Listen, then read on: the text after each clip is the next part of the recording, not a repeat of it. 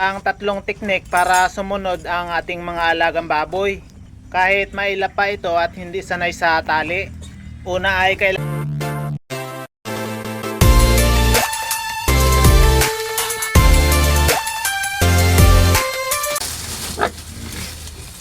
napansin natin na naglilibor na itong alaga nating inahing baboy na si Gina. Kaya nilagyan na natin ng tuyong dahon ng saging. Kahit saminto na ang kulungan ni Gina at ang flooring, ay nilagyan pa rin natin ng tuyong dahon ng saging dahil nasanay na itong ating mga inahing baboy na tuwing mga anak ay may tuyong dahon ng saging. Bukod sa maging pugadan niya, ay mayroon din siyang libangan. Mayroong ginagawa itong si Gina habang naglilibor. Sumasakit kasi ang tiyan ng inahing baboy kapag naglilibor. Kaya kung wala itong tuyong dahon ng saging at wala siyang paglilibangan, ay siguradong magpupumilit lumabas ng kulungan itong inahing baboy natin na si Gina. Na-experience na natin yan nung unang panganganak ng ating inahing baboy. Habang binabantayan natin ang paglilibor ng inahing baboy natin na si Gina, itong dalawang buntis na dumalaga naman ay paghiwalayin natin, si Angelina at si Amelia. Itong malaki ay si Amelia, 31 days ng buntis, at ito namang maliit ay si Angelina, 30 days ng buntis. Dahil tuyo na ang dating kulungan ni Gina at hindi na maputik, si Amelia ang ilalagay natin dito sa dating kulungan ni Gina. Mas malaki kasi itong dating kulungan ni Gina kumpara sa kulungan nila ngayon. Expect din natin bukod sa malaki si Amelia kaysa kay Angelina, ay mas marami ang anak na ilalabas ni Amelia. Dahil si Amelia ay 14 ang didi at si Angelina naman ay 12 lang ang didi. Kaya may chance na mas marami ang anakin itong si Amelia. Ililipat na natin ng kulungan si Amelia, mga kamangyan. Bago natin ililipat ng kulungan itong si Amelia, ay lalagyan muna natin ng tali para mapasunod natin. Bukod sa tali, ay magbibigay rin tayo ng pagkain dahil hindi pa sanay sa tali itong si Amelia. Pero natalian na rin natin ito nung pinabulog natin siya sa ating bulugan na si Max. Lahat naman ng mga alagang baboy natin ay hindi sanay sa tali dahil simula nang maiwalay sila sa kanilang nanay ay nakakulong na. Natatalian lang natin sila kapag oras na sila ay papabulugan na. At tulad nito na ililipat ng kulungan. Kaya kailangan meron din tayong paraan kung paano natin sila mapapasunod dahil mag-isa lang nga tayo na gumagawa dito sa ating babuyan. Tulad ngayon na medyo maila pa itong alagang baboy natin na si Amelia. Tapos mag-isa lang tayo na gagawa para mailipat siya ng kulungan. Kaya dapat napapag-aralan din natin dahil paulit-ulit lang naman ang ating gagawin dito sa ating babuyan. Nung una mga kamangyan ay medyo takot pa tayo at hindi tayo sanay. Pero habang tumatagal sa pag-aalaga natin dito sa ating mga alagang baboy, ay natututunan na rin natin.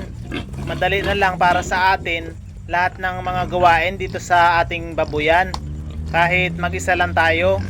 Ang aking inaalagaang baboy mga kamangyan, 3 inahin, 1 bulugan na si Max, 21 na biik at 7 dumalaga. Ang 2 ay buntis na. Itong ang si Amelia at si Angelina. Sa susunod na buwan, ang 5 dumalaga ay papabulugan na rin natin kay Max. Kaya magiging 10 na ang ating mga inahin. Pero plano pa rin nating magdagdag na gagawing inahin. Yan mga kamangyan, nailipat na natin si Amelia. Dagdag ko rin mga kamangyan, kapag maglilipat tayo ng mga alagang baboy natin, ay wag na muna natin silang pakakainin para sumunod sila sa atin. Kapag nakita nila na may dala tayong pagkain ng ating alagang baboy, ay susunod na sila sa atin. Dahil gutom na sila at gusto na nilang kumain. Pero kung ililipat nyo na busog na ang inyong alagang baboy, ay mahirap nang pasunodin mga kamangyan. Maliban lang kung sanay na talaga sa tali ang inyong alagang baboy. Kahit busog ay susunod ito. Ganyan lang ang gawin nyo mga kamangyan. Ang 3 teknik para sumunod ang ating mga alagang baboy. kahit mailap pa ito at hindi sanay sa tali. Una ay kailangan natin ng tali para itatali natin sa ating mga alagang baboy. At pangalawa, wag na muna nating pakakainin. Kailangan na gutom ang ating alagang baboy bago natin ililipat ng kulungan. At pangatlo, kailangan natin ng pagkain ng ating mga alagang baboy. Yun ang gagamitin natin para mapasunod natin sila. Kahit mag-isa lang tayo, ay kayang-kaya natin silang pasunodin. Si Angelina ay papakainin na rin natin dahil dalawa na lang sila ni Amelia ang hindi pa nakakain dito sa ating mga alagang baboy. Makakakain na rin ng maayos itong si Angelina dahil nung nandito pa sa kulungan na to si Amelia ay natatalo niya itong si Angelina. Mas maraming pagkain ang nakakain ni Amelia kaysa kay Angelina. Yan rin ang kagandahan kapag magkahiwalay na sila ng kulungan dahil nakukontrol na natin ang pagkain nila. Sa mga alagang baboy natin na nagbubuntis, yan ang importante, ang nakukontrol natin ang kanilang pagkain para marami ang kanilang ipagbubuntis na mga biik. Kailangan na tama lang ang kanilang pagkain at hindi sila sobrang busog para hindi matunaw ang ibang mga biik na kanilang pinagbubuntis o hindi umulit ng paglalandi. May kanya-kanya na silang kulungan mga kamangyan. Ito si Max ang ating bulugan at ito naman si Bernadette. Kakawalay lang ng kanyang mga biik. 13 ang kanyang inilabas na biik pero 11 lang ang nabuhay. At ito na si Angelina. Ito naman si Pia. Pumayat na dahil 10 ang kanyang biik na pinapadidi at 26 days na ang mga ito. At ito na si Amelia, may sarili na ring kulungan. Wala nang magiging kaagaw sa pagkain tuwing papakainin natin. Hindi na rin siya magiging mataba habang nagbubuntis dahil nakokontrol na natin ang pagkain niya. Ito naman si Gina, nag-aayos pa rin ng kanyang pag-aanakan. Karamihan mga kamangyan sa aking mga inahing baboy tuwing manganganak ay gabi o madaling araw. Kaya siguradong mamayang gabi ang anak nitong si Gina. Gandang umaga mga kamangyan. Nanganak na ang ating alagang baboy na si Gina. Malulusog naman ang kanyang inilabas na mga biik at walang namatay. Ang kanyang inilabas na biik ay 8. Mas magaling pa rin si Bernadette.